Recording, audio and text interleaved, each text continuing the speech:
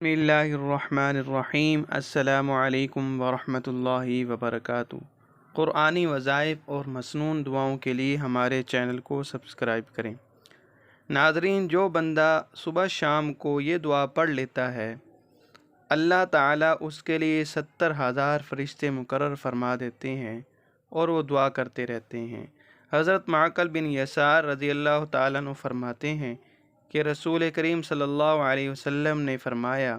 جو شخص صبح کو 3 مرتبہ اعوذ باللہ السمیع العلیم من الشیطان الرجیم پڑھ کر سورۃ حشر کی آخری 3 آیتیں واللہ الذی لا الہ الا ہو سے ختم سورت تک پڑھ لے تو اس کے لیے خدا 70,000 فرشتے مقرر فرمائے گا جو شام تک اس پر رحمت بھیجتے رہیں گے، اور اگر اس دن مر جائے گا تو شہید مرے گا، اور جو شام کو یہ عمل کرے تو اس کے لیے خدا 70,000 فرشتے مقرر فرمائے گا جو اس پر صبح تک رحمت بھیجتے رہیں گے، اور اگر اس رات کو مر جائے گا